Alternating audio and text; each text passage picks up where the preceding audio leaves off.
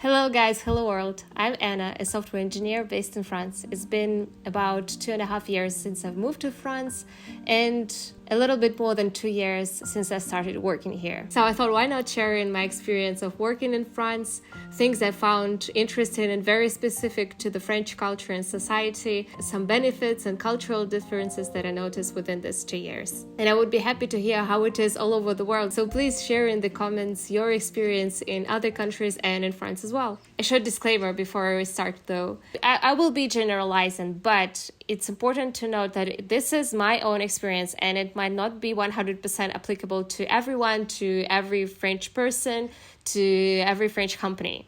This is my own experience, the experience that I've heard from other people I know or my friends. So please note that. And I work for the tech French company, which is expanding globally.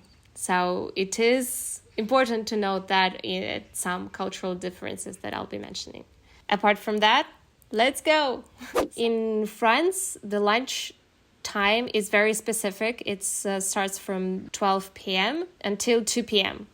And you can notice that most of the cafes, they don't have the continuous service serving the dishes all of the day. Lunch is from 12 to 2. And this is applicable also in the workforce. So people generally go to lunch from 12 to 2. And sometimes we can use 2 hours for lunch.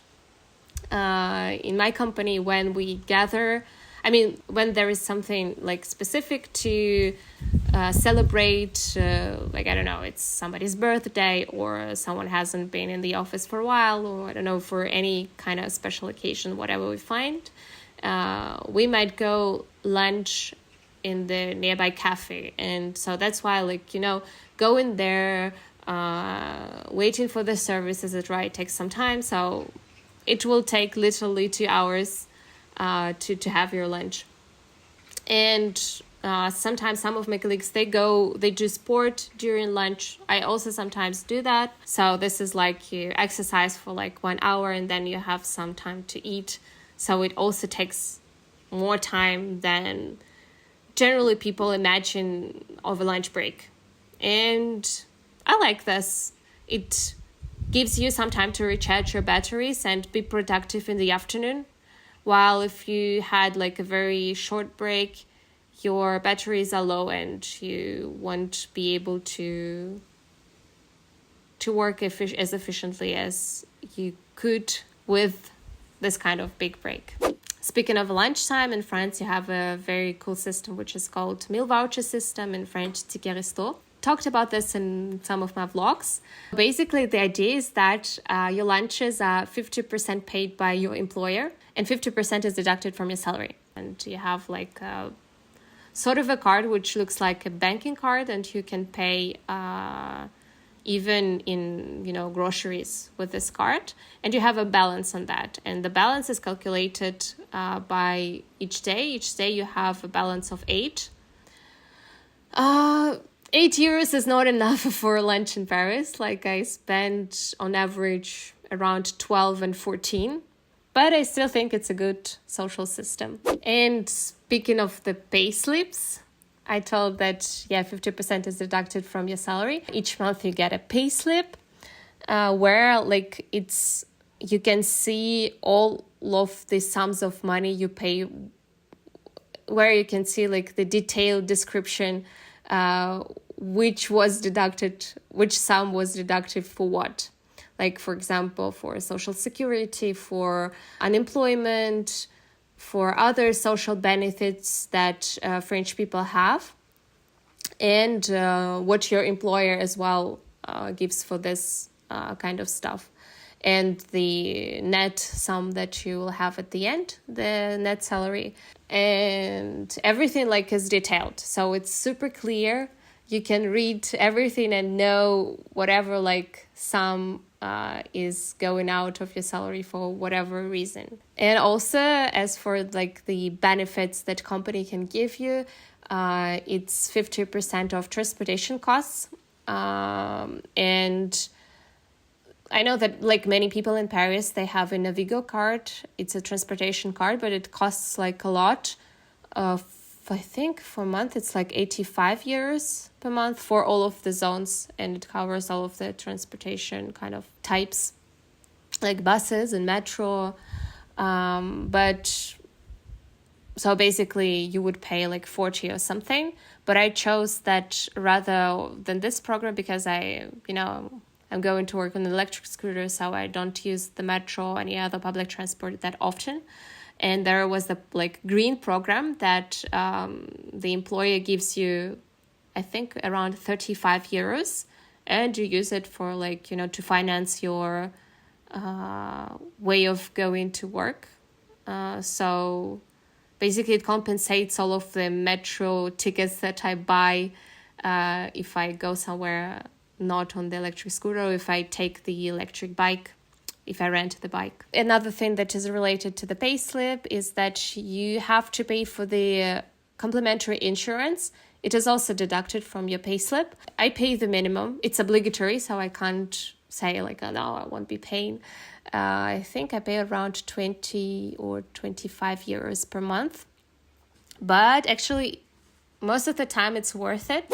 This leads to another thing that I wanted to share is about the insurance and healthcare. I said that it's all worth it because the like social security in France, you have like the public social security system. But the thing is that like the doctors are not 100% covered. So most of the time, like for example, for it's called generalist, like therapist, which is for which you go to for, if you got sick, or if you have to get any prescriptions, or if you need a specialist, you should go to the generalist first. And it's about 70% covered of the sum, which is like the base sum of the doctor. And some doctors, they take more than a basic rate, the base rate. So that's where the mutuelle comes in place, and everything else on top of that is reimbursed by the mutuelle. Mutuelle with the French accent, it's complementary insurance, as I told you. So basically within this 2 years, I think I've never really paid out of my pocket for the doctors. There was one time when I paid for the dentist, but that was because it was not like treatment of my teeth. Like for example, if you have caries, it's reimbursed. But there was something like cleaning, and cleaning is something aesthetic, so it was not reimbursed. And the other time was for glasses, because I had the budget for these glasses of 300 euros. I basically shared it on Instagram, so time for tell you, subscribe, follow me on Instagram if you haven't. So I had a post where I shared that these glasses, like they cost more than 300 euros. So that's why I paid on top of that.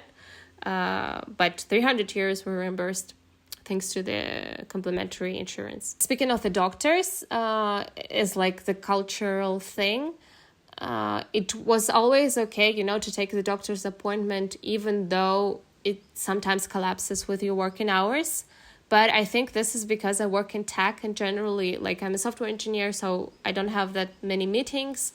So I can, go to the doctors at 4 p.m. and then come back home and finish my tasks. So I think it wouldn't be possible if it's like if it's another French company where you have to be present in the office and be on calls or something like that. The other thing that I noticed is that French people, they don't really take sick leaves, even though in the company I work for, I don't know if it's specific to my company or for all French companies, basically we have the rule that after 1 year of seniority in the company, your sick leave is 100% covered by the company. So it means that you're on a sick leave, you're like paid like by a working day. If you're an employee with the less 1 year seniority, then it's shitty. You can't be sick because like not almost first 3 days is not reimbursed at all, and then it's like by percentage. I don't know why French people, they don't take sick leaves if they have like a cold or a temperature. I know some of my colleagues, they just work from home. When they got COVID, or when they were sniffling, or when they had a 38 temperature. When I am sick, my mind doesn't work, so I can't work. I call the doctor, or I, go to the doctor, and I ask for the sick leave for at least 2 days, so that I recover and then can work with all of my. After 2 days, it's not with all of my forces, but at least with some force. But maybe, some people, they can work when they are sick. And another thing about, the being sick and the doctors, which is particular to the French culture, French laws and whatever, is that when you got sick, within 48 hours, you have to notify your employer that you got sick. Okay, it's one email sent. And then the doctor gives you, you have to go to the doctor within 24, 48 hours to get the papers that you are sick. The doctor gives you the sick leave, and then you should, I think also within this 48 hours, send the papers to Social Security, not only to your employer, but to the Social Security. And this is done by the La Poste.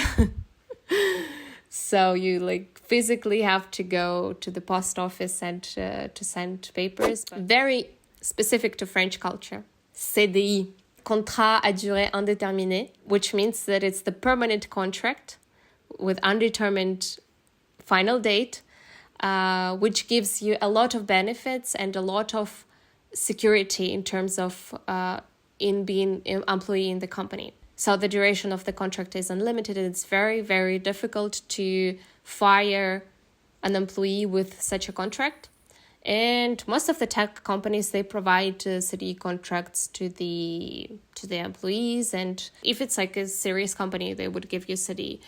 A short-term contract is for, some temporary jobs. Or if, for example, sometimes it was in my case, because of the visa and everything, the company wasn't sure. So they gave me first the 6 months contract. It's CDD with déterminé, so determined, limited. And then I signed the CDI.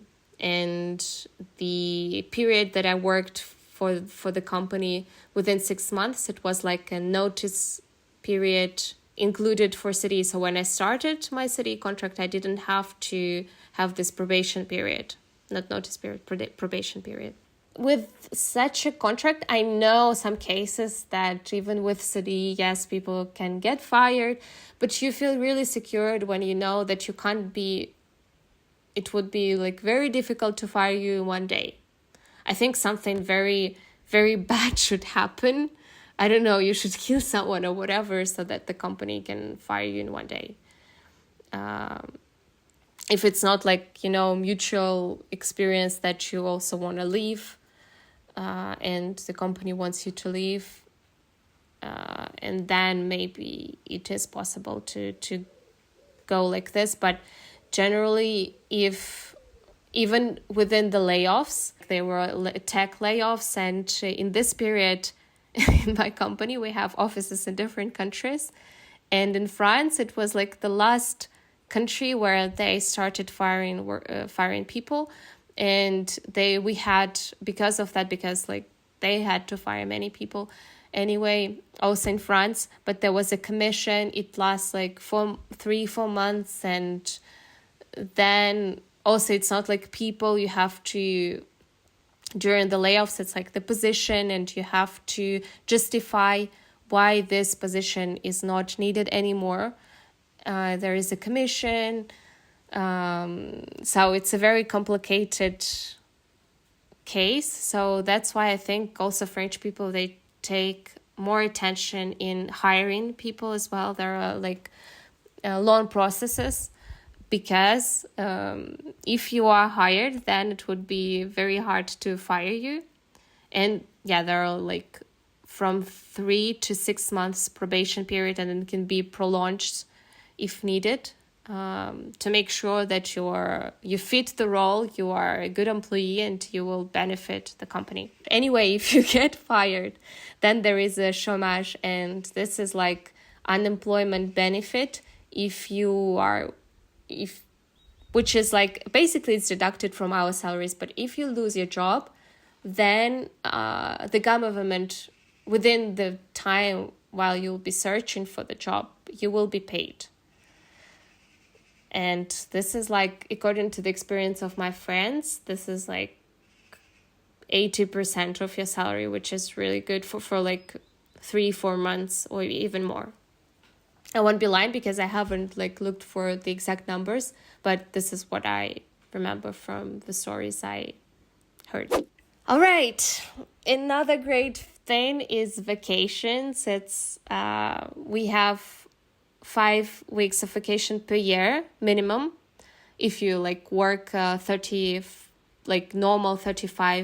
hours per week. And there are also public holidays, around 11 per year, and there are also compensation RTT days. It's when you work more than 35 hours. Like, for example, in my company we don't have strict hours, so you're supposed to work more, and we have RTT days. It's additional 10 days per year of vacations, and some people, they have even the package of more RTT days, which is really cool. But basically, it's not enormous for me. I'm from Russia, and we have, I think, almost the same amount of public holidays, so I was not that impressed.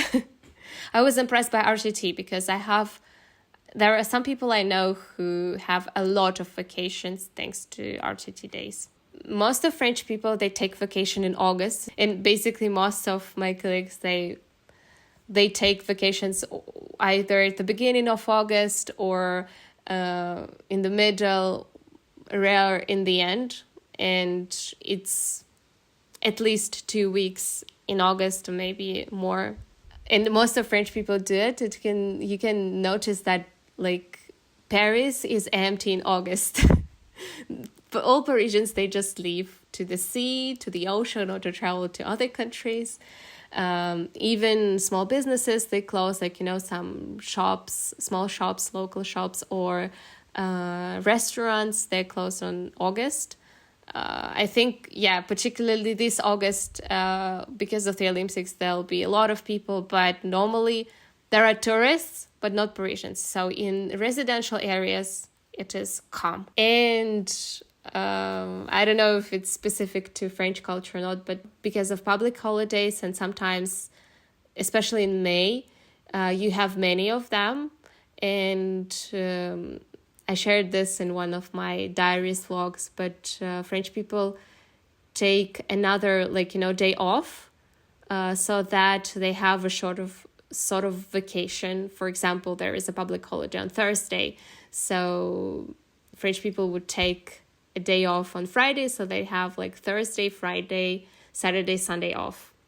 And this is called faire le pont. And some cultural notes about French people at work. The language, even though the company I work for is an international company, our official language is English, and the documentation, cross-team meetings are in English. But if, French people, it's logical, but for some foreigners coming to work in France, it's surprising. French people, they talk French.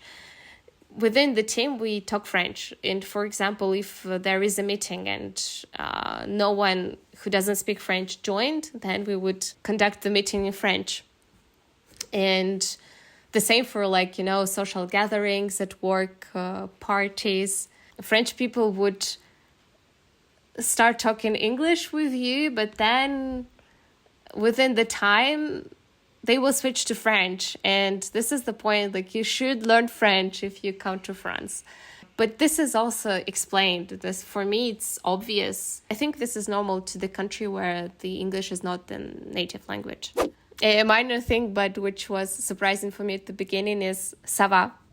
Probably Americans, they wouldn't be surprised, hey, what's up? But I was surprised because when I ask someone hey, how are you? I want to, have the interaction and want to have the answer, how are you doing? But for French people in the office, I remember, like, I opened the door, literally, like, I cross someone, like someone is going this direction, and I'm like that. And my colleague would tell me, "Salut, ça va?" And he's like almost way out to the door when I reply, when you have time to reply, "Ça va, et toi?" And he's living, like. So, yeah, this is, just like, "Hey, what's up? Salut, ça va, et toi, ça va?" It's what we learned in the textbooks, but I wasn't expecting it to be true. The conversations like this. Also, for French people, it's okay to be a little bit late. Not that much, but I think if the meeting starts and someone is like 3, 4, 5 minutes late, it's okay to wait. I especially noticed that with colleagues from other countries who were very punctual.